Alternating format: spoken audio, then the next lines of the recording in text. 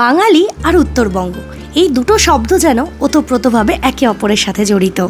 আর আমার আজকের গল্প উত্তরবঙ্গের অফবিট একটা গ্রাম ঝান্ডিকে নিয়ে।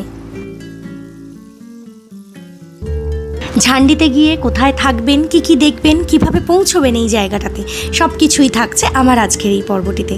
তাহলে রনপা চ্যানেলে সবাইকে স্বাগত জানিয়ে চলুন ভিডিওটি শুরু করা যাক।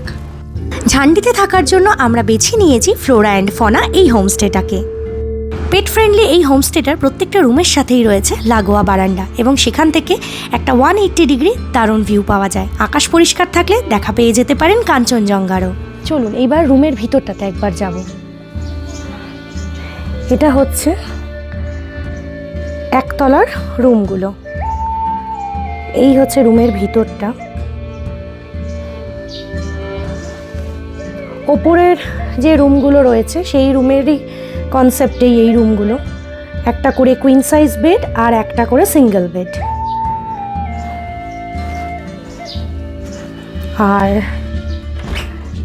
এটা হচ্ছে খুলেই হচ্ছে বারান্দা। সামনে পুরোটাই পাহাড়, কিন্তু মেঘে পুরোটা ঢেকে গেছে।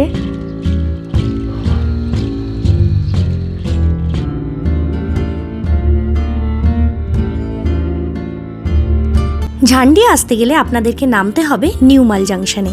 নিউমাল জাংশন থেকে ঝান্ডির ডিস্টেন্স মাত্র 32 কিলোমিটার, আর আসতে সময় লাগে ওই 1 ঘন্টা 10-15 মিনিটের মতন।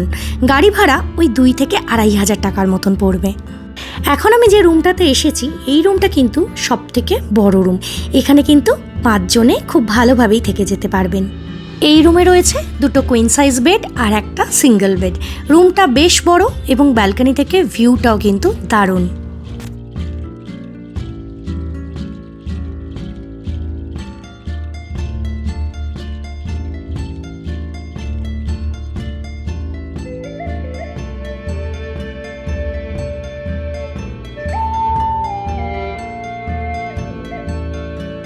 এইবার আমরা যেখানে আছি এই রুমগুলো একবার দেখিয়ে দিই। এইটা হচ্ছে একদম ওপরের ফ্লোর, এইটা হচ্ছে দোতলাতে। এইখানে 2টো রুমই রয়েছে, ওই একটা রুম আর এই আর একটা রুম। রুমে যাচ্ছি তার আগে যেটা দেখাবো সেটা হচ্ছে এই সামনে রুমের সাথে লাগোয়া যে ব্যালকনি মতন জায়গাটা রয়েছে, এই জায়গাটা একবার দেখে নিই। বন্ধু বান্ধব বা ফ্যামিলি নিয়ে আসলে এই জায়গাটাতে বসেই কিন্তু অনেকটা সময় কাটিয়ে দেওয়া যায়।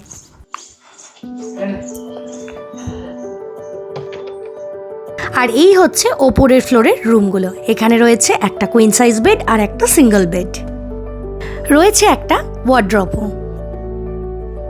রুমটা তো দেখলাম, এইবার একবার ওয়াশরুমটাও দেখে নেব।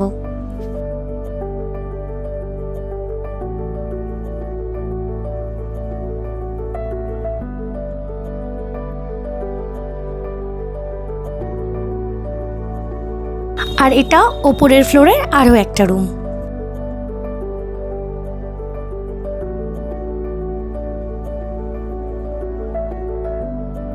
আর রুম থেকে বেরিয়ে ভিউটা হচ্ছে এই রকম, পুরো একটা 360 ডিগ্রির দারুণ ভিউ পাওয়া যায়।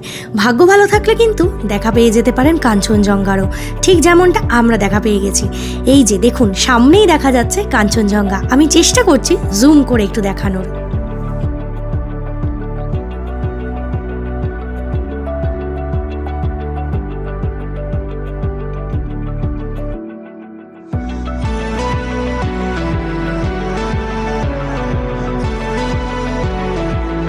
চাটাকে সাথে নিয়ে বারান্দায় দাঁড়িয়ে পাহাড় দেখতে দেখতে অনেকটা সময় কেটে গেল।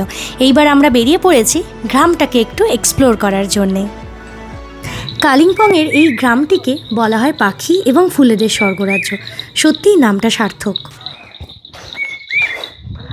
আমরা ছাড়া আর কেউ নেই, এতটাই নিস্তব্ধ, আর নানা রকমারি পাখির আওয়াজ।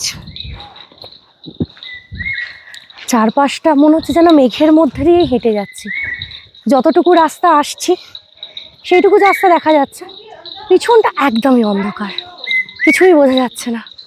মানে অন্ধকার মানে হচ্ছে পুরো মেঘে ঢেকে যাচ্ছে।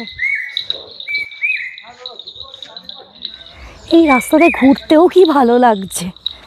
এখান থেকে লোকাল সাইট সিন বলতে কোলাখাম যাওয়া যায়, বাট আমরা কোলাখামে নেক্সট ডেটা হচ্ছে আমাদের কোলাখামে, সেই জন্য আলাদা করে আর আমরা সাইট সিন করতে যাচ্ছি না। এই জায়গাটাকেই, এই আশপাশটাকে, গ্রামটাকে এক্সপ্লোর করতে বেরিয়েছি। মেঘের দেশে ঘুরে বেড়াচ্ছি মনে হচ্ছে যেন, মানে টাইম টু টাইম মেঘগুলো ঢুকে পড়ছে রুমের ভেতরে, মানে লিটারেলি তাই হচ্ছে। এই হচ্ছে আমাদের হোমস্টেটা, ফ্লোরা অ্যান্ড ফনা। এইটা হচ্ছে এই হোমস্টেটার পিছন দিকটা, মানে পাহাড়ের, যেখান থেকে ভিউটা, পাহাড়ের ভিউটা। এর ওপরের ফ্লোরগুলোতে আমরা আছি। এখন এখানে তো বৃষ্টি এসে গেছে, এইবার আমাকে হোমস্টের জন্য দৌড় লাগাতে হবে। এমন কিছু দূরে নেই, মানে হাঁটতে বেরিয়েও এতটাই ভালো লাগছে, রুমের মধ্যে বসে থাকতে ইচ্ছে করছে না, লিটারেলি ইচ্ছে করছে না। মনে হচ্ছে পুরো পুরো গ্রামটাই ঘুরে নিই, এত ভালো লাগছে।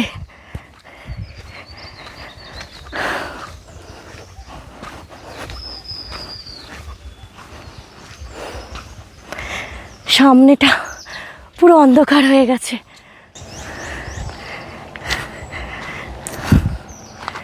একটা গাড়ি আসছে, ফগ লাইটটা জ্বললে তাও দেখা যাচ্ছে, লাইট না জ্বললে কিছুই দেখা যাচ্ছে না।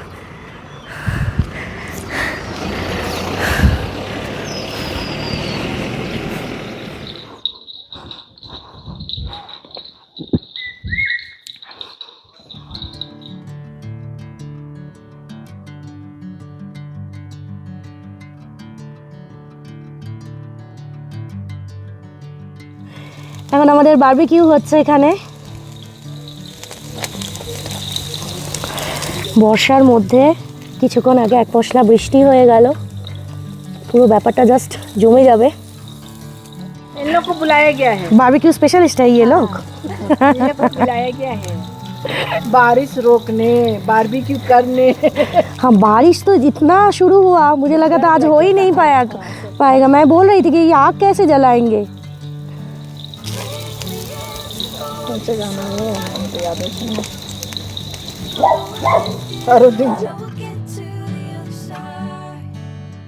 বারবিকিউ, তার সাথে এইরকম একটা পরিবেশ, সব মিলিয়ে ঝান্ডির এই রাতটা কিন্তু সত্যিই মনে রাখার মতন। ঝান্ডি বিষয়ে আপনাদের যদি আর কিছু জানার থাকে অবশ্যই আমাকে কমেন্ট করে জানাবেন, এবং আমার চ্যানেলে যদি প্রথমবারের জন্য আসেন রিকোয়েস্ট করব চ্যানেলটিকে সাবস্ক্রাইব করে অবশ্যই আমার পাশে থাকার জন্য। সবাই খুব ভালো থাকুন, সুস্থ থাকুন, প্রচুর ঘুরতে থাকুন।